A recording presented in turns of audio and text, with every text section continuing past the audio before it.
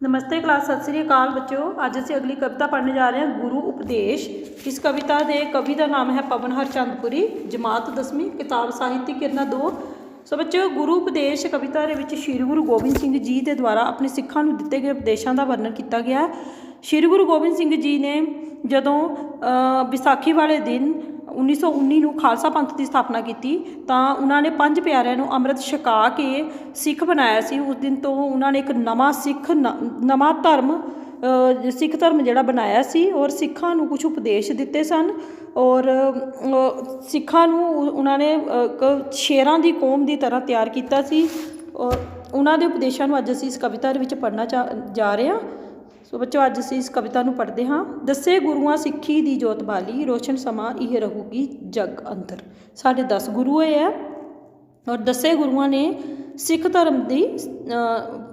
ਧਰਮ ਦੀ ਜੋਤ ਬਾਲੀ, ਮਤਲਬ ਸਿੱਖ ਧਰਮ ਦਾ ਮਤਲਬ ਸਿੱਖ ਧਰਮ ਤਾਂ ਉਸੇ ਦਿਨ ਬਣਾਇਆ ਗਿਆ ਸੀ ਜਦੋਂ ਸ਼੍ਰੀ ਗੁਰੂ ਗੋਬਿੰਦ ਸਿੰਘ ਜੀ ਨੇ ਖਾਲਸਾ ਪੰਥ ਦੀ ਸਥਾਪਨਾ ਕੀਤੀ ਸੀ। ਗੁਰੂ ਜੀ ਗੋਬਿੰਦ ਸਿੰਘ ਜੀ ਸਿੱਖਾਂ ਦੇ 10ਵੇਂ ਗੁਰੂ ਰਹੇ ਆ, ਪਰ ਸਾਡੇ ਉਸ ਤੋਂ ਪਹਿਲੇ ਜਿਹੜੇ 9 ਗੁਰੂ ਹੋਏ ਆ ਉਹਨਾਂ ਨੇ ਵੀ ਜਿਹੜੇ ਲੋਕਾਂ ਦੇ ਅੰਦਰ ਅਗਿਆਨਤਾ ਦੇ ਹਨੇਰੇ ਨੂੰ ਦੂਰ ਕਰਕੇ ਗਿਆਨਤਾ ਦਾ ਜਿਹੜੀ ਰੋਸ਼ਨੀ ਹੈ ਉਹ ਪੈਦਾ ਕੀਤੀ। ਤੋ ਰੋਸ਼ਨ ਸ਼ਮਾ ਮਤਲਬ ਰੋਸ਼ਨੀ ਰਹੂਗੀ ਇਹ ਜੱਗ ਅੰਦਰ। ਜੱਗ ਮਤਲਬ ਸੰਸਾਰ, ਮਤਲਬ ਜੋ ਵੀ ਸਾਡੇ ਗੁਰੂਆਂ ਨੇ ਕੀਤਾ ਇਹ ਹਮੇਸ਼ਾ ਸੰਸਾਰ ਦੇ ਵਿੱਚ ਹਮੇਸ਼ਾ ਦੇ ਲਈ ਇਹ ਸਭ ਕੁਝ ਜਿਹੜਾ ਹੈ ਰੋਸ਼ਨੀ ਕਰਦਾ ਰਹੇਗਾ। ਨੂਰੀ ਬਾਲੂ ਚਿਰਾਗ ਇਹ ਸੋਚ ਅੰਦਰ। ਨੂਰੀ ਮਤਲਬ ਪ੍ਰਕਾਸ਼ ਜਿਹੜਾ ਹੈ ਇਹ ਲੋਕਾਂ ਦੀ ਜਿਹੜੀ ਸੋਚ ਹੈ ਹਮੇਸ਼ਾ ਪ੍ਰਕਾਸ਼ਵਾਨ ਹੁੰਦੀ ਰਹੇਗੀ। ਗੁਰੂ ਜੀ ਦੇ ਉਪਦੇਸ਼ਾਂ 'ਤੇ ਸਾਡੇ 10 ਗੁਰੂਆਂ ਨੇ ਜੋ ਉਪਦੇਸ਼ ਦਿੱਤੇ, ਜੋ ਉਹਨਾਂ ਨੇ ਲੋਕਾਂ ਨੂੰ ਸਿੱਖਿਆਵਾਂ ਦਿੱਤੀਆਂ, ਉਹ ਸਾਰੀਆਂ ਲੋਕਾਂ ਦੀ ਸੋਚ ਨੂੰ ਪ੍ਰਕਾਸ਼ਮਾਨ ਕਰਦੀਆਂ ਰਹਿਣਗੀਆਂ। ਸੂਰਜ ਵਾਂਗ ਲਿਸ਼ਕਾਏਗੀ ਮਨ ਮੰਦਰ। ਜਿਸ ਤਰ੍ਹਾਂ ਸੂਰਜ ਦੇ ਆਉਣ ਦੇ ਨਾਲ ਪ੍ਰਕਾਸ਼ ਹੀ ਪ੍ਰਕਾਸ਼ ਹੋ ਜਾਂਦਾ ਹੈ, ਧਰਤੀ 'ਤੇ ਹਨੇਰਾ ਗਾਇਬ ਹੋ ਜਾਂਦਾ ਹੈ। ਇਸੇ ਤਰ੍ਹਾਂ ਲੋਕਾਂ ਦੀ ਜਿਹੜੀ ਸੋਚ ਹੈ ਸੂਰਜ ਦੇ ਵਾਂਗ ਲਿਸ਼ਕੇਗੀ ਜੇਕਰ ਉਹ ਗੁਰੂ ਜੀ ਦੇ ਉਪਦੇਸ਼ਾਂ 'ਤੇ ਚੱਲਣਗੇ। ਰਹਿਮ ਕਰਮ ਤੇ ਧਰਮ ਦੀ ਸਾਂਝ ਗੂੜੀ, ਕਦੇ ਤੋੜਨੀ ਨਹੀਂ ਤੁਸੀਂ ਮੂਲ ਸਿੰਘੋ। ਰਹਿਮ ਕਰਮ ਤੇ ਧਰਮ, ਇਹਨਾਂ ਤਿੰਨਾਂ ਚੀਜ਼ਾਂ ਦੀ ਜਿਹੜੀ ਸਾਂਝ ਹੈ ਉਹ ਗੂੜੀ ਹੈ ਔਰ ਗੁਰੂ ਜੀ ਕਹਿ ਰਹੇ ਹਨ ਕਿ ਸਿੱਖੋ ਤੁਸੀਂ ਕਦੀ ਵੀ ਇਹਨਾਂ ਦੀ ਸਾਂਝ ਨਹੀਂ ਤੋੜਨੀ ਹੈ। ਸਾੜ ਦੇਵੇ ਅੱਗ ਆਪਣੇ ਘਰ ਆਪਣੇ ਵੀ, ਦੇਣੀ ਅੱਗ ਨੂੰ ਕਦੇ ਨਾ ਧੂੜ ਸਿੰਘੋ। ਜਿਹੜੀ ਅੱਗ ਤੁਹਾਡੇ ਘਰ ਨੂੰ ਜਲਾ ਦੇਵੇ, ਜਿਹੜੀ ਬਹਿਸ, ਜਿਹੜਾ ਕੋਈ ਝਗੜਾ ਹੈ ਉਹ ਤੁਹਾਡੇ ਘਰ ਨੂੰ ਤਬਾਹ ਕਰ ਦੇਵੇ, ਸਿੱਖੋ ਤੁਸੀਂ ਉਸ ਅੱਗ ਨੂੰ ਕਦੀ ਵੀ ਧੂੜ ਨਹੀਂ ਦੇਣੀ, ਮਤਲਬ ਕਦੇ ਵੀ ਸਹਿਣ ਨਹੀਂ ਦੇਣਾ, ਕਦੇ ਵੀ ਉਸਨੂੰ ਹਵਾ ਨਹੀਂ ਦੇਣੀ। ਤੁਸੀਂ ਆਪਣੇ ਆਪ ਦੇ ਗੁੱਸੇ ਨੂੰ ਮਾਰਨਾ ਹੈ, ਆਪਣੇ ਅੰਦਰ ਜਿਹੜੇ ਮਾੜੇ ਵਿਚਾਰਾਂ ਨੂੰ ਮਾਰਨਾ ਹੈ। ਤੁਸੀਂ ਚੰਗੇ ਕੰਮ ਕਰਨੇ ਹਨ। ਅਗਲੀਆਂ ਲਾਈਨਾਂ ਵਿੱਚ ਗੁਰੂ ਜੀ ਕਹਿ ਰਹੇ ਹਨ, ਗਰਮੀ ਸੋਚ ਤੇ ਭਾਰੂ ਹੋਣ ਨਾ ਦੇਣੀ, ਤਾਈਓ ਰਹੂਗੀ ਹੋਸ਼ ਵਿੱਚ ਸੋਚ ਸਿੰਘੋ। ਤੁਸੀਂ ਆਪਣੀ ਸੋਚ ਦੇ ਉੱਤੇ ਕਦੀ ਵੀ ਗਰਮੀ ਭਾਰੂ ਨਹੀਂ ਹੋਣ ਦੇਣੀ, ਕਦੀ ਵੀ ਗੁੱਸਾ ਨਹੀਂ ਆਉਣ ਦੇਣਾ ਆਪਣੇ ਆਪ ਨੂੰ। ਤਾਂ ਹੀ ਤੁਹਾਨੂੰ ਆਪਣੀ ਸੋਚ ਦੇ ਵਿੱਚ ਹੋਸ਼ ਰਹੇਗੀ, ਤਾਂ ਹੀ ਤੁਸੀਂ ਜੋ ਸੋਚ ਰਹੇ ਹੋ ਉਹ ਚੰਗਾ ਸੋਚੋਗੇ। ਜੇਕਰ ਤੁਹਾਡੇ ਦਿਮਾਗ ਦੇ ਉੱਤੇ ਗੁੱਸਾ ਆਵੇਗਾ, ਗੁੱਸਾ ਰਹੇਗਾ, ਤਾਂ ਤੁਸੀਂ ਹਰ ਕੰਮ ਜਿਹੜਾ ਹੈ ਉਹ ਗਲਤ ਕਰ ਸਕਦੇ ਹੋ, ਠੀਕ ਨਹੀਂ ਵੀ ਕਰ ਸਕਦੇ। ਗਰਮੀ ਆਵੇ ਤੇ ਸੋਚ ਨੂੰ ਲੂਣ ਵਾਲੀ, ਐਸੀ ਗਰਮੀ ਨੂੰ ਲਿਓ ਫਿਰ ਬੋਝ ਸਿੰਘੋ। ਜੇਕਰ ਤੁਹਾਨੂੰ ਬਹੁਤ ਗੁੱਸਾ, ਗਰਮੀ ਦੀ ਤੁਲਨਾ ਇੱਥੇ ਗੁੱਸੇ ਦੇ ਨਾਲ ਕੀਤੀ ਗਈ ਹੈ ਬੱਚਿਓ। ਅਤੇ ਕਵੀ ਕਹਿ ਰਿਹਾ ਕਿ ਜੇਕਰ ਤੁਹਾਡੀ ਸੋਚ ਦੇ ਉੱਤੇ ਕੋਈ ਗਰਮੀ ਆ ਰਹੀ ਹੈ ਜਿਹੜੀ ਕਿ ਤੁਹਾਡੀ ਸੋਚ ਨੂੰ ਖ਼ਤਮ ਕਰਨ ਲਈ ਤੁਹਾਨੂੰ ਗੁੱਸਾ ਆ ਰਿਹਾ ਐਸਾ ਕਿ ਤੁਹਾਡੀ ਸੋਚ ਹੀ ਖਤਮ ਹੋ ਰਹੀ ਹੈ, ਤਾਂ ਫਿਰ ਐਸੀ ਗਰਮੀ ਨੂੰ, ਐਸੇ ਗੁੱਸੇ ਨੂੰ ਤੁਸੀਂ ਦਬੋਚ ਲੈਣਾ, ਕਿਉਂਕਿ ਇਹ ਗੁੱਸਾ ਬਹੁਤ ਮਾੜਾ ਹੈ, ਕੁਛ ਮਾੜਾ ਵੀ ਕਰਵਾ ਸਕਦਾ ਹੈ। ਆਪਣੀ ਕਿਰਤ 'ਚੋਂ ਕੱਢ ਦਸੋਧ ਦਸਵਾਂ, ਲੋੜਵੰਦਾਂ ਦੇ ਲੇਖੇ ਹੈ ਲਾ ਦੇਣਾ। ਤੁਸੀਂ ਆਪਣੀ ਕਮਾਈ ਦੇ ਵਿੱਚੋਂ 10ਵਾਂ ਹਿੱਸਾ, ਦਸੋਧ ਮਤਲਬ ਕਮਾਈ ਦਾ 10ਵਾਂ ਹਿੱਸਾ, ਆਪਣੀ ਕਮਾਈ ਦਾ 10ਵਾਂ ਹਿੱਸਾ ਕੱਢ ਕੇ ਲੋੜਵੰਦਾਂ ਦੇ ਲੇਖੇ ਲਾਉਣਾ। ਜਿਹਨੂੰ ਜ਼ਰੂਰਤ ਹੈ ਉਹਨੂੰ ਦਿਓ ਪੈਸੇ, ਨਹੀਂ ਤਾਂ ਗੁਰਦੁਆਰੇ ਵਿੱਚ ਚੜਾਓ। ਲੋਕਾਂ ਨੂੰ ਜੋ ਵੀ ਚੀਜ਼ ਦੀ ਜ਼ਰੂਰਤ ਹੈ ਉਹਨਾਂ ਨੂੰ ਦਿਓ ਤਾਂ ਜੋ ਉਹਨਾਂ ਦੀ ਜ਼ਰੂਰਤਾਂ ਪੂਰੀਆਂ ਹੋਣ ਅਤੇ ਉਹ ਤੁਹਾਨੂੰ ਅਸੀਸਾਂ ਦੇਣ। ਅਗਲੀਆਂ ਲਾਈਨਾਂ 'ਚ ਗੁਰੂ ਜੀ ਕਹਿ ਰਹੇ ਹਨ, ਭੁੱਖਾ ਕੋਈ ਦੁਆਰੇ ਤੁਕ ਮੰਗੇ, ਭੋਜਨ ਉਸ ਤਾਈ ਛਕਾ ਦੇਣਾ। ਜੇਕਰ ਕੋਈ ਵਿਅਕਤੀ, ਕਿਸੇ ਨੂੰ ਭੁੱਖ ਲੱਗੀ ਹੋਈ ਆ, ਉਹ ਤੁਹਾਡੇ ਘਰ ਆ ਜਾਂਦਾ ਹੈ ਤਾਂ ਉਸ ਨੂੰ ਭੋਜਨ ਜ਼ਰੂਰ ਛਕਾ ਦਿਓ, ਕਿਉਂਕਿ ਜੇਕਰ ਪਰਮਾਤਮਾ ਤੁਹਾਨੂੰ ਇੰਨਾ ਦੇ ਰਿਹਾ ਤਾਂ ਕਿਸੇ ਨੂੰ ਭੋਜਨ ਛਕਾਉਣ ਦੇ ਨਾਲ ਕੋਈ ਫਰਕ ਨਹੀਂ ਪੈਂਦਾ। ਉੱਚਾ ਨੀਵਾਂ ਨਾ ਕੋਈ ਜਗ ਅੰਦਰ, ਇੱਕੋ ਨੂਰ ਇਲਾਹੀ ਦੇ ਸਭ ਬੰਦੇ। ਇਸ ਦੁਨੀਆ ਦੇ ਵਿੱਚ ਕੋਈ ਵੀ ਵੱਡਾ ਨਹੀਂ ਹੈ, ਕੋਈ ਵੀ ਛੋਟਾ ਨਹੀਂ ਹੈ, ਕੋਈ ਵੀ ਅਮੀਰ ਗਰੀਬ ਕੁਛ ਨਹੀਂ ਹੈ। ਇਹ ਸਭ ਇੱਕੋ ਨੂਰ ਇਲਾਹੀ, ਮਤਲਬ ਇੱਕੋ ਹੀ ਪਰਮਾਤਮਾ ਦੇ ਸਭ ਇਨਸਾਨ ਹਨ। ਪਰਮਾਤਮਾ ਨੇ ਜਿਸ ਨੂੰ ਜੋ ਬਣਾਇਆ ਹੈ ਉਸਨੇ ਆਪਣੀ ਮਰਜ਼ੀ ਦੇ ਨਾਲ ਬਣਾਇਆ ਹੈ। ਕਿਸੇ ਨੂੰ ਗਰੀਬ ਬਣਾਇਆ, ਕਿਸੇ ਨੂੰ ਅਮੀਰ ਬਣਾਇਆ, ਕਿਸੇ ਨੂੰ ਕਾਲਾ ਬਣਾਇਆ, ਕਿਸੇ ਨੂੰ ਗੋਰਾ ਬਣਾਇਆ, ਕਿਸੇ ਨੂੰ ਹਿੰਦੂ, ਸਿੱਖ, ਕਿਸੇ ਨੂੰ ਮੁਸਲਿਮ, ਕਿਸੇ ਨੂੰ ਈਸਾਈ ਬਣਾਇਆ। ਪਰ ਇਹਨਾਂ ਸਾਰਿਆਂ ਦਾ ਪਰਮਾਤਮਾ ਜਿਹੜਾ ਹੈ ਇੱਕੋ ਹੀ ਹੈ। ਇੱਕੋ ਨੂਰ ਇਲਾਹੀ ਦੇ ਸਭ ਬੰਦੇ, ਮਤਲਬ ਇੱਕੋ ਹੀ ਪਰਮਾਤਮਾ ਦੀ ਜੋਤ ਜਿਹੜੀ ਹੈ ਉਹਦੇ ਸਭ ਬੰਦੇ ਹਨ। ਸਭ ਇੱਕੋ ਹੀ ਪਰਮਾਤਮਾ ਦੇ ਬਣਾਏ ਹੋਏ ਇਨਸਾਨ ਹਨ। ਇਸ ਕਰਕੇ ਸਭ ਨੂੰ ਪਿਆਰ ਕਰਨਾ ਚਾਹੀਦਾ ਹੈ। ਬੰਦੇ ਰੱਬ ਕੇ ਸਮਝ ਕੇ ਪਿਆਰ ਕਰਨਾ, ਨਾ ਬੋਲਨੇ ਕਿਸੇ ਨੂੰ ਮੰਦੇ।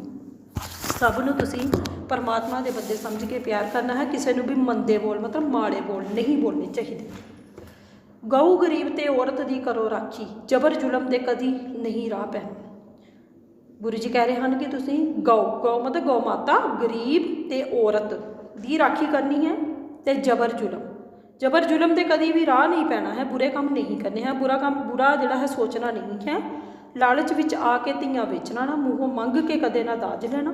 ਮਤਲਬ ਲਾਲਚ ਦੇ ਵਿੱਚ ਆ ਕੇ ਕਦੀ ਵੀ ਆਪਣੀਆਂ ਧੀਆਂ ਨੂੰ ਵੇਚਣਾ ਨਾ, ਤੇ ਮੂੰਹੋਂ ਮੰਗ ਕੇ ਕਦੀ ਵੀ ਕਿਸੇ ਕੋਲੋਂ ਦਾਜ ਨਹੀਂ ਲੈਣਾ ਹੈ, ਕਿਉਂਕਿ ਇਹ ਬਹੁਤ ਮਾੜੀ ਗੱਲ ਹੈ ਔਰ ਤੁਸੀਂ ਇਹ ਮਾੜਾ ਕੰਮ ਨਹੀਂ ਕਰਨਾ ਹੈ। ਫਸਤਾ ਜ਼ੁਲਮ ਦਾ ਵੱਢਣਾ ਹੈ ਜਿਸਨੇ ਐਸਾ ਰੂਪ ਸ਼ਿੰਗਾਰਿਆ ਖਾਲਸੇ ਦਾ। ਗੁਰੂ ਜੀ ਕਹਿ ਰਹੇ ਹਨ ਕਿ ਫਸਤਾ ਜ਼ੁਲਮ ਦਾ, ਜਿਸ ਨੇ ਜ਼ੁਲਮ ਨੂੰ ਤਬਾਹ ਕਰਨਾ ਹੈ, ਜਬਰ ਜ਼ੁਲਮ ਨੂੰ ਖ਼ਤਮ ਕਰਨਾ ਹੈ, ਮੈਂ ਐਸਾ ਰੂਪ ਸ਼ਿੰਗਾਰਿਆ ਹੈ ਉਸ ਖਾਲਸੇ ਦਾ, ਐਸਾ ਖਾਲਸਾ ਮੈਂ ਬਣਾਇਆ ਹੈ। ਸ਼ਰਮ ਧਰਮ ਵਾਲਾ, ਚੰਗੇ ਕਰਮ ਵਾਲਾ, ਮੈਂ ਨਵਾਂ ਰੰਗ ਨਿਖਾਰਿਆ ਖਾਲਸੇ ਦਾ। ਸ਼ਰਮ ਧਰਮ ਵਾਲਾ ਤੇ ਚੰਗੇ ਕੰਮਾਂ ਵਾਲਾ, ਚੰਗੇ ਕਰਮ ਅਤੇ ਕੰਮ, ਮੈਂ ਐਸਾ ਨਵਾਂ ਰੰਗ ਜਿਹੜਾ ਹੈ ਖਾਲਸੇ ਦਾ ਬਣਾਇਆ ਹੈ। ਮੈਂ ਐਸਾ ਖਾਲਸਾ ਲਿਖਿਆ ਹੈ ਜਿਸ ਦੇ ਨਾਲ ਸਭ ਦਾ ਭਲਾ ਹੋਏਗਾ। ਪੰਜੇ ਬਾਣੀਆਂ ਦੇ ਨਾਲ ਨਿਵਾਜਿਆ ਮੈਂ, ਪੰਜੇ ਦੇ ਕੇ ਕਕਾਰ ਅੱਜ ਖਾਲਸੇ ਨੂੰ। ਖਾਲਸੇ ਦੇ ਵਿੱਚ ਸ਼੍ਰੀ ਗੁਰੂ ਗੋਬਿੰਦ ਸਿੰਘ ਜੀ ਨੇ ਆਪਣੇ ਤੋਂ ਪਹਿਲੇ 5 ਗੁਰੂਆਂ ਦੀਆਂ ਬਾਣੀਆਂ ਨੂੰ ਮਿਲਾ ਕੇ ਜਿਹੜਾ ਹੈ ਨਵੀਂ ਕਿਤਾਬ ਜਿਹੜੀ ਬਣਾਈ ਸੀ ਖਾਲਸਾ ਪੰਥ। ਤਾਂ ਗੁਰੂ ਜੀ ਕਹਿ ਰਹੇ ਹਨ ਕਿ ਮੈਂ ਪੰਜੇ ਬਾਣੀਆਂ ਦੇ ਨਾਲ ਨਿਵਾਜਿਆ ਹੈ ਇਸ ਖਾਲਸੇ ਨੂੰ, ਪੰਜੇ ਦੇ ਕੇ ਕਕਾਰ ਅੱਜ ਖਾਲਸੇ ਨੂੰ। ਪੰਜੇ ਕਕਾਰ ਮਤਲਬ 5 ਜਿਹੜੇ ਸਿੱਖ ਜਿਸ ਨੇ ਅੰਮ੍ਰਿਤ ਛਕਿਆ ਹੁੰਦਾ ਹੈ 5 ਕਕਾਰ ਪਾਉਂਦੇ ਹੈ, ਜਿਵੇਂ ਕਿ ਕਛਹਿਰਾ, ਕੜਾ, ਕੇਸ਼, ਕੰਗਾ ਤੇ ਕਿਰਪਾਨ। ਇਹਨਾਂ ਨੂੰ 5 ਕਕਾਰ ਕਿਹਾ ਜਾਂਦਾ ਹੈ। ਜਿਸ ਵੀ ਸਿੱਖ ਨੇ ਅੰਮ੍ਰਿਤ ਛਕਿਆ ਹੁੰਦਾ ਹੈ ਉਹ ਸਿੱਖ ਇਹ 5 ਕਕਾਰ ਜਿਹੜੇ ਆ ਉਹ ਧਾਰਨ ਕਰਦਾ ਹੈ।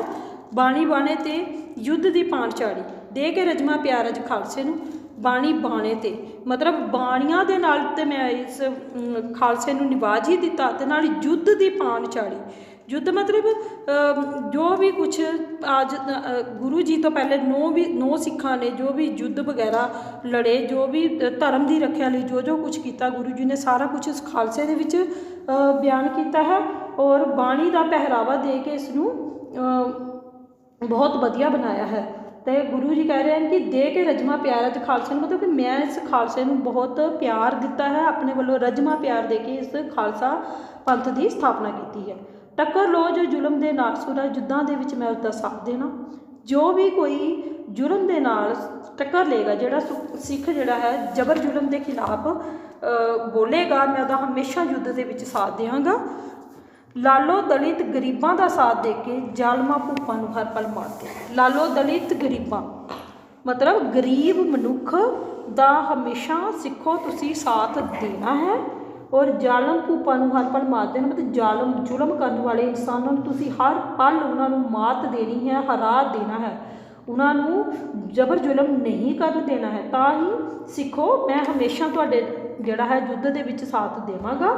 ਇੱਕੋ ਬਾਟੇ ਵਿੱਚ ਅੰਮ੍ਰਿਤ ਤੁਸੀਂ ਛਕਿਆ, ਰਹੀ ਜਾਤ ਨਾ ਪਾਤ ਅੱਜ ਖਾਲਸੇ ਦੀ। ਗੁਰੂ ਜੀ ਕਹਿ ਰਹੇ ਹਨ ਕਿ ਸਭ ਨੇ ਇੱਕੋ ਬਾਟੇ ਵਿੱਚੋਂ ਅੰਮ੍ਰਿਤ ਛਕਿਆ ਹੈ। ਮਤਲਬ ਜਦੋਂ ਸ਼੍ਰੀ ਗੁਰੂ ਗੋਬਿੰਦ ਸਿੰਘ ਜੀ ਨੇ ਖਾਲਸਾ ਪੰਥ ਦੀ ਸਥਾਪਨਾ ਕੀਤੀ ਤਾਂ ਉਹਨਾਂ ਨੇ ਇੱਕ ਬਾਟੇ ਦੇ ਵਿੱਚ, ਬਾਟਾ ਮਤਲਬ ਕਟੋਰੇ ਦੇ ਵਿੱਚ ਕੁਝ ਪਾਣੀ ਪਾਇਆ ਸੀ, ਉਹਦੇ ਵਿੱਚ ਪਤਾਸੇ ਘੋਲ ਕੇ ਉਸਨੂੰ ਮਿੱਠਾ ਕਰਕੇ ਉਸਨੂੰ ਅੰਮ੍ਰਿਤ ਦਾ ਨਾਮ ਦਿੱਤਾ ਸੀ। ਤੇ 5 ਪਿਆਰਿਆਂ ਨੂੰ ਬੋਲਿਆ ਸੀ ਕਿ ਕੋਈ 5 ਸਿੱਖ ਜਿਹੜੇ ਅੱਗੇ ਆ ਜਾਣ ਆਪਣੀ ਕੁਰਬਾਨੀ ਲਈ।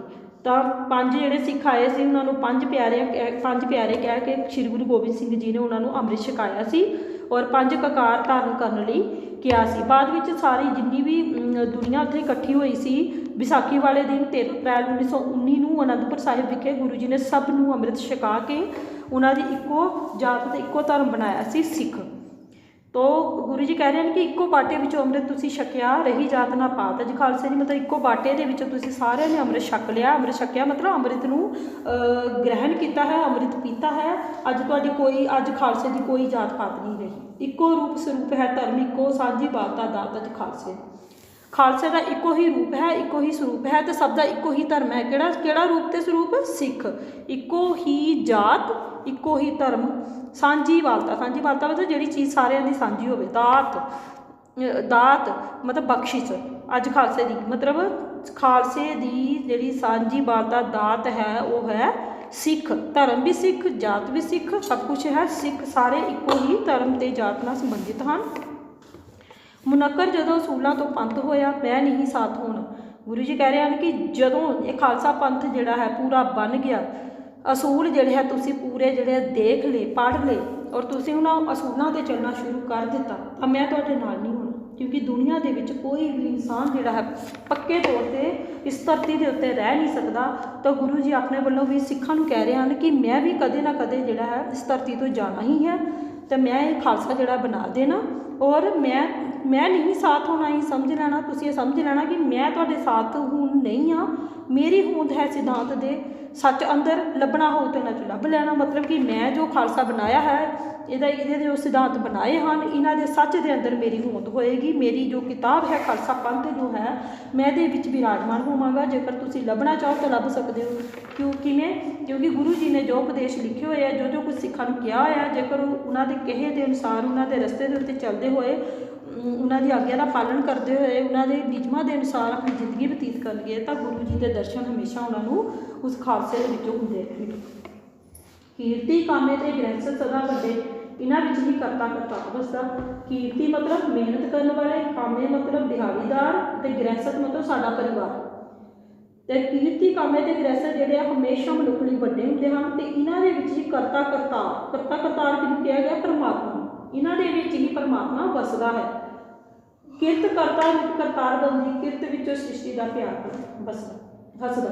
ਕਿਰਤ ਜਿਹੜੀ ਹੈ, ਕਮਾਈ ਜਿਹੜੀ ਹੈ, ਮਿਹਨਤ ਜਿਹੜੀ ਹੈ, ਕਰਤਾ ਰੂਪ ਕਰਤਾਰ ਬੰਦੀ। ਮਿਹਨਤ ਜਦੋਂ ਬੰਦਾ ਕਰਦਾ ਹੈ ਤਾਂ ਉਹੀ ਪਰਮਾਤਮਾ ਬਣ ਜਾਂਦਾ ਹੈ। ਮਿਹਨਤ ਹੀ ਪਰਮਾਤਮਾ ਬਣ ਜਾਂਦੀ ਹੈ। ਔਰ ਇਸ ਮਿਹਨਤ ਵਿੱਚੋਂ ਹੀ ਸ੍ਰਿਸ਼ਟੀ ਦਾ ਪਿਆਰ ਜਿਹੜਾ ਹੈ ਉਹ ਹੱਸਦਾ ਹੈ। ਸ੍ਰਿਸ਼ਟੀ ਜਿਹੜੀ ਹੈ ਉਹ ਇਸ ਮਿਹਨਤ ਦੇ ਵਿੱਚ ਸਮਾਈ ਹੋਈ ਹੈ। ਮਨੁੱਖ ਜਦੋਂ ਸੱਚੇ ਦਿਲ ਦੇ ਨਾਲ ਮਿਹਨਤ ਕਰਦਾ ਹੈ ਤਾਂ ਉਸ ਪਰਮਾਤਮਾ ਨੂੰ ਵੀ ਖੁਸ਼ੀ ਹੁੰਦੀ ਹੈ। ਪਰਮਾਤਮਾ ਦੀ ਬਖਸ਼ਿਸ਼ ਜਿਹੜੀ ਹੈ ਮਨੁੱਖ ਨੂੰ ਮਿਲ ਜਾਂਦੀ ਹੈ। ਭਗਤੀ ਨਾਮ ਵਿੱਚੋਂ ਹੁਣ ਮਿਲੂ ਸ਼ਕਤੀ, ਦੇਉ ਹੌਸਲਾ ਨਵਾਂ ਕਿਰਪਾਨ ਦੇ। ਹੁਣ ਭਗਤੀ ਦੇ ਵਿੱਚੋਂ ਸ਼ਕਤੀ ਮਿਲੇਗੀ ਔਰ ਮੇਰੀ ਨਵੀਂ ਕਿਰਪਾਨ ਜਿਹੜੀ ਹੈ ਉਹ ਤੁਹਾਨੂੰ ਹੌਸਲਾ ਦੇਵੇਗੀ। ਲੇਖੇ ਧਰਮ ਦੇ ਸੱਭੇ ਮੈਂ ਲਾ ਦੇਣਾ, ਸਾਰਾ ਘਰ ਪਰਿਵਾਰ ਤੇ ਜਾਨ ਮੇਰੇ। ਮੈਂ ਧਰਮ ਦੇ ਲੇਖੇ ਸਭ ਕੁਛ ਜਿਹੜਾ ਹੈ ਲਾ ਦੇਣਾ ਹੈ, ਘਰ ਪਰਿਵਾਰ ਤੇ ਜਾਨ ਮੇਰੇ। ਗੁਰੂ ਜੀ ਨੇ ਇਸ ਲਈ ਕਿਹਾ ਕਿ ਸ਼੍ਰੀ ਗੁਰੂ ਗੋਬਿੰਦ ਸਿੰਘ ਜੀ ਦੇ 4 ਸਾਹਿਬਜ਼ਾਦੇ ਸਨ ਔਰ 2 ਸਾਹਿਬਜ਼ਾਦੇ ਜਿਹੜੇ ਹੈ ਉਹ ਔਰੰਗਜ਼ੇਬ ਨੇ ਜਿਉਂਦੇ ਹੀ ਨੀਹਾਂ ਦੇ ਵਿੱਚ ਲਵਾ ਦਿੱਤੇ। 2 ਸਾਹਿਬਜ਼ਾਦੇ ਜਿਹੜੇ ਉਹਨਾਂ ਦੇ ਚਮਕੌਰ ਦੇ ਯੁੱਧ ਵਿੱਚ ਮਾਰੇ ਗਏ ਔਰ ਗੁਰੂ ਜੀ ਦੇ 4 ਸਾਹਿਬਜ਼ਾਦੇ ਜਿਹੜੇ ਆ ਉਹ ਧਰਮ ਦੀ ਖਾਤਰ ਸ਼ਹੀਦ ਹੋਏ। ਸ਼੍ਰੀ ਗੁਰੂ ਗੋਬਿੰਦ ਸਿੰਘ ਜੀ ਦੇ ਪਿਤਾ ਸ਼੍ਰੀ ਗੁਰੂ ਤੇਗ ਬਹਾਦਰ ਜੀ ਵੀ ਹਿੰਦੂ ਧਰਮ ਦੀ ਰੱਖਿਆ ਦੇ ਲਈ ਸ਼ਹੀਦ ਹੋਏ। ਸੋ ਸ਼੍ਰੀ ਗੁਰੂ ਗੋਬਿੰਦ ਸਿੰਘ ਜੀ ਵੀ ਸਿੱਖ ਧਰਮ ਦੀ ਰੱਖਿਆ ਲਈ ਸ਼ਹੀਦ ਹੋਏ। ਤਾਂ ਗੁਰੂ ਜੀ ਕਹਿ ਰਹੇ ਹਨ ਕਿ ਮੈਂ ਆਪਣਾ ਘਰ ਪਰਿਵਾਰ ਤੇ ਆਪਣੀ ਜਾਨ ਵੀ ਧਰਮ ਦੇ ਲੇਖੇ ਲਾ ਦੇਣੀ ਹੈ, ਅਤੇ ਤੁਸੀਂ ਸਭ ਜਿਹੜੇ ਮੇਰੇ ਅਸੂਲਾਂ 'ਤੇ ਚੱਲਦੇ ਹੋਏ ਅਜਿਹਾ ਹੀ ਕਰਨਾ। ਕਿਉਂਕਿ ਜਿਹੜਾ ਸਿੱਖ ਧਰਮ ਦੀ ਖਾਤਰ ਆਪਣੀ ਜਾਨ ਦੇ ਸਕਦਾ ਹੈ ਉਹੀ ਅਸਲੀ ਸਿੱਖ ਹੈ। ਦੂਸਰਿਆਂ ਦੇ ਦਬਾਅ ਦੇ ਹੇਠਾਂ ਆ ਕੇ ਬੁਰੇ ਕੰਮ ਨਹੀਂ ਕਰਨੇ ਹਨ। ਆਪਣਾ ਧਰਮ ਜਿਹੜਾ ਹੈ ਨਹੀਂ ਬਦਲਣਾ ਹੈ। ਸਾਰੇ ਧਰਮਾਂ ਦੇ ਵਿੱਚੋਂ ਚੰਗੇ ਜੋ ਤਰਕ ਲੈ ਕੇ ਮਹਿਲ ਸਿੱਖੀ ਦਾ ਅਸੀਂ ਉਸਾਰਿਆ ਹੈ। ਗੁਰੂ ਜੀ ਕਹਿ ਰਹੇ ਹਨ ਕਿ ਮੈਂ ਸਾਰੇ ਧਰਮਾਂ ਦੇ ਵਿੱਚੋਂ ਚੰਗੇ ਤੱਤ ਲੈ ਕੇ, ਚੰਗੇ ਤਰਕ ਲੈ ਕੇ ਸਿੱਖੀ ਦਾ ਮਹਿਲ ਉਸਾਰ ਦਿੱਤਾ ਹੈ। ਸਿੱਖੀ ਨਵਾਂ ਧਰਮ ਸਿੱਖ ਬਣਾ ਦਿੱਤਾ ਹੈ। ਮੀਰੀ ਪੀਰੀ ਦੇ ਨਵੇਂ ਰੰਗ ਵਿੱਚ ਭਰ ਕੇ ਅੱਜ ਮੈਂ ਨਵਾਂ ਖਾਲਸਾ ਉਭਾਰਿਆ। ਗੁਰੂ ਜੀ ਕਹਿ ਰਹੇ ਹਨ ਕਿ ਮੈਂ ਮੀਰੀ ਪੀਰੀ ਦੇ ਵਿੱਚ ਨਵੇਂ ਰੰਗ ਭਰ ਕੇ। ਮੀਰੀ ਤੇ ਪੀਰੀ ਕੀ ਸਨ? ਸ਼੍ਰੀ ਗੁਰੂ ਹਰਗੋਬਿੰਦ ਸਿੰਘ ਜੀ ਦੇ ਦੁਆਰਾ ਧਾਰਨ ਕੀਤੀਆਂ ਗਈਆਂ 2 ਤਲਵਾਰਾਂ ਸਨ। ਮੀਰੀ ਜਿਹੜੀ ਹੈ ਉਹ ਸਮਾਜਿਕ ਅਤਿਆਚਾਰਾਂ ਨੂੰ ਰੋਕਣ ਵਾਸਤੇ ਸੀ ਔਰ ਪੀਰੀ ਜਿਹੜੀ ਹੈ ਉਹ ਧਾਰਮਿਕ ਅਤਿਆਚਾਰਾਂ ਨੂੰ ਰੋਕਣ ਵਾਸਤੇ ਸੀ। ਤਾਂ ਸ਼੍ਰੀ ਗੁਰੂ ਗੋਬਿੰਦ ਸਿੰਘ ਜੀ ਨੇ ਮੀਰੀ ਤੇ ਪੀਰੀ ਦੇ ਵਿੱਚ ਵੀ 2 ਨਵੇਂ ਤਲਵਾਰਾਂ ਦੇ ਵਿੱਚ ਵੀ ਨਵੇਂ ਰੰਗ ਭਰਤੇ। ਗੁਰੂ ਜੀ ਕਹਿ ਰਹੇ ਹਨ ਕਿ ਮੈਂ ਸਭ ਕੁਛ ਕਰਕੇ ਨਵਾਂ ਖਾਲਸਾ ਜਿਹੜਾ ਹੈ ਉਹ ਬਣਾ ਦਿੱਤਾ ਹੈ। ਝੋਲੀ ਪਾਇਆ ਮੈਂ ਖਾਲਸਾ ਪੰਥ ਤੁਹਾਡੀ, ਇਸ ਖਾਲਸੇ ਦੀ ਸਾਂਭ ਸੰਭਾਲ ਕਰਨੀ, ਦੀ ਸੋਚ ਵਿੱਚ ਸੱਜਰੇ ਫੁੱਲ ਧਰਨੇ, ਇਹਦੇ ਬਦਨ 'ਚ ਸੁੱਚੀ ਖੁਸ਼ਬੂ ਭਰਨੀ। ਗੁਰੂ ਜੀ ਕਹਿ ਰਹੇ ਹਨ ਕਿ ਮੈਂ ਖਾਲਸਾ ਜਿਹੜਾ ਹੈ ਤੁਹਾਡੀ ਝੋਲੀ ਵਿੱਚ ਪਾ ਦਿੱਤਾ ਹੈ ਔਰ ਇਹਦੀ ਤੁਸੀਂ ਹਮੇਸ਼ਾ ਸਾਂਭ ਸੰਭਾਲ ਕਰਨੀ ਹੈ। ਇਸ ਦੇ ਨਿਯਮਾਂ ਦੇ ਅਨੁਸਾਰ ਚੱਲਣਾ ਹੈ। ਸੱਚਾਈ ਦਾ ਰਸਤਾ ਜਿਹੜਾ ਹੈ ਤੁਸੀਂ ਚੁਣਨਾ ਹੈ। ਕੁਝ ਮਾੜਾ ਨਹੀਂ ਕਰਨਾ, ਜਬਰ ਜ਼ੁਲਮ ਨਹੀਂ ਕਰਨੇ, ਕਿਸੇ ਨਾਲ ਵੀ ਮਾੜਾ ਨਹੀਂ ਹੋਣ ਦੇਣਾ ਔਰ ਤੁਸੀਂ ਇਹਨੇ ਖਾਲਸੇ ਦੇ ਅਨੁਸਾਰ ਆਪਣੀ ਜੀਵਨ ਜਿਹੜਾ ਹੈ ਬਤੀਤ ਕਰਨਾ ਹੈ। ਔਰ ਇਸਦੀ ਸੋਚ ਦੇ ਵਿੱਚ ਸੱਜਰੇ ਫੁੱਲ ਧਰਨੇ, ਮਤਲਬ ਕਿ ਜੋ ਮੈਂ ਲਿਖਿਆ ਹੈ, ਜੋ ਕੁਝ ਮੈਂ ਕਿਹਾ ਹੈ, ਤੁਸੀਂ ਉਸ ਸਹਿਮਤੀ, ਤੁਹਾਡੀ ਸੋਚ ਵੀ ਉਸੇ ਤਰ੍ਹਾਂ ਦੀ ਹੋਣੀ ਚਾਹੀਦੀ ਹੈ। ਤੁਸੀਂ ਆਪਣਾ ਜੀਵਨ ਉਸੇ ਤਰ੍ਹਾਂ ਬਿਤਾਉਣਾ ਹੈ। ਇਹਦੇ ਬਦਨ ਦੇ ਵਿੱਚ, ਬਦਨ ਦਾ ਮਤਲਬ ਸਰੀਰ ਹੁੰਦਾ ਹੈ, ਮਤਲਬ ਜੋ ਵੀ ਮੈਂ ਖਾਲਸਾ ਬਣਾਇਆ ਹੈ ਇਸ ਵਿੱਚ ਸੁੱਚੀ ਖੁਸ਼ਬੂ ਭਰਨੀ, ਮਤਲਬ ਕਿ ਸੱਚ ਬੋਲਣਾ, ਸੱਚ ਦੇ ਰਾਹ 'ਤੇ ਚੱਲਣਾ ਔਰ ਸੱਚੇ ਬਣ ਕੇ ਉਸ ਖਾਲਸੇ ਨੂੰ ਪੜ੍ਹਨਾ ਔਰ ਉਸ ਖਾਲਸੇ ਦੇ ਨਿਯਮਾਂ ਦੇ ਅਨੁਸਾਰ ਚੱਲਣਾ ਹੈ, ਤਾਂ ਜੋ ਤੁਸੀਂ ਆਪਣੀ ਜ਼ਿੰਦਗੀ ਦੇ ਵਿੱਚ ਸਭ ਕੁਝ ਠੀਕ ਠਾਕ ਕਰ ਸਕੋ, ਕਿਸੇ ਜ਼ਬਰ ਜ਼ੁਲਮ ਦੇ ਰਾਹ ਨਾ ਪਾਓ।